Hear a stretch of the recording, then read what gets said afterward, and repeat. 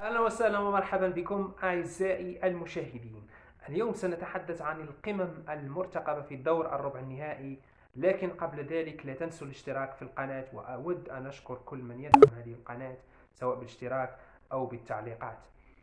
إذن هي القمة الأولى التي ستجمع بين المنتخب الإسباني والمنتخب الألماني على الورق، والكل يرى بأن المنتخب الإسباني الأكثر إقناعا الأكثر إمتاعا، مزيج ما بين الشباب والخبرة، لديه منظومة متكاملة على مستوى الدفاع وسط الميدان والهجوم.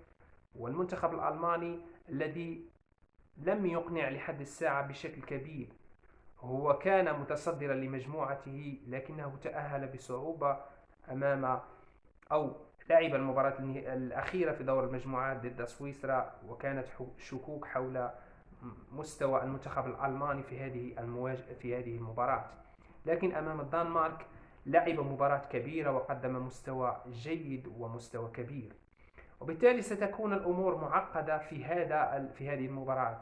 ربما ستذهب المباراة إلى الأشواط الإضافية أو الضربات الترجيحية. لا أعلم كيف ستنتهي المباراة، لكن هي مباراة متكافئة بين الفريقين، منتخب منظم ومنتخب مدعوم بالجماهير ومطالب بأن يتأهل إلى الدور النصف النهائي. الكل يعتقد بأن إسبانيا لديها نسبة متفوقة على ألمانيا لما قدمته من مستوى كبير، كي تتصدر المجموعة بتسع نقاط ثم تفوز على جورجيا بأربع أهداف لهدف. صحيح جورجيا ليست هي المقياس، ليست هي المعيار، لكن ما قدمته في دور المجموعات شيء كبير وكبير جدا في عالم كرة القدم. لذلك أعتقد بأن المنتخب، رغم كل هذه الأشياء، أعتقد بأن المنتخب الألماني سيتأهل بمباراة دراماتيكية على حساب المنتخب الإسباني. هذه هي المباراة الوحيدة التي ربما فيها بعض الشكوك حول من سيتأهل إلى الدور الربع أو نصف نهائي. المباراة الأخرى ما بين فرنسا والبرتغال، فريقين لم يقدما المستوى المطلوب حتى وإن تأهل إلى الدور الربع النهائي.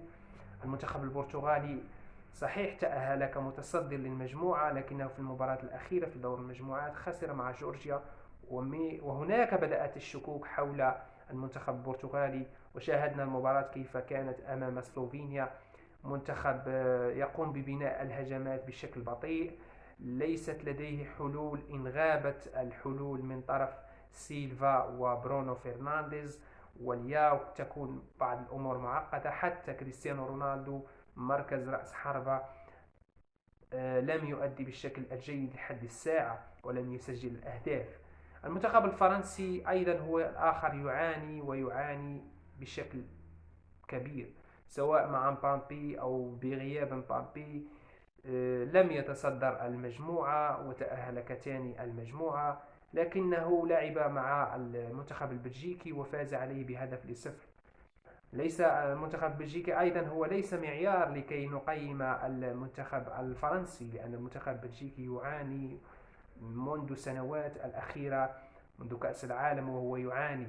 وبالتالي ستكون الأمور ربما متكافئة نسبيا، وأعتقد بأن المنتخب البرتغالي في استطاعته أن يقصي المنتخب الفرنسي. إذا المباراة الأولى ستتأهل حسب وجهة نظري الشخصية المنتخب الألماني سيضمن العبور، والمباراة الثانية سيضمن المنتخب البرتغالي العبور. مباراة أخرى واعدة وقوية بين المنتخب السويسري والمنتخب الإنجليزي. المنتخب الإنجليزي هو الآخر منتخب يعاني، منتخب تأهل بشق الأنفس، منتخب كاد أن يقسى ضد سلوفاكيا، منتخب لم يقنع على مستوى المجموعات أو الدور ثمن النهائي، ومنتخب ينتظر منه الكثير لأنه يتوفر على منظومة من اللاعبين تنشط في أكبر الدوريات الكبرى، وبالتالي لا مجال للأعذار أمام المنتخب الإنجليزي في مواجهة المنتخب السويسري. منتخب سويسري منتخب منظم، منتخب أقصى حامل اللقب، وهو في طور أن يقصي وصيف البطل. وأعتقد في هذه المباراة بالتحديد ستكون مفاجأة، ليست مفاجأة كبيرة ولكن ستحدث مفاجأة، وهي أن المنتخب السويسري سيتأهل على حساب المنتخب الإنجليزي. وبالتالي ستكون لدينا المنتخب الألماني، المنتخب البرتغالي، والمنتخب السويسري. في المباراة الأخيرة، المباراة بين تركيا والمنتخب الهولندي، الطواحين الهولندية كشرت عن أنيابها في المباراة الأخيرة ضد رومانيا وسجلت 3 أهداف، ولديها منظومة تتطور مباراة بعد مباراة. صحيح هي تأهلت كثالث أو كأفضل توالت المجموعة التي كانت تضم كل من فرنسا، النمسا وهولندا، لكنها تقدمت في المستوى وأشارت وأعطت بوادر على أنها منتخب قوي وقادم بقوة. واجهته أمام المنتخب التركي الذي تأهل كثاني المجموعة التي كانت تضم البرتغال وجورجيا.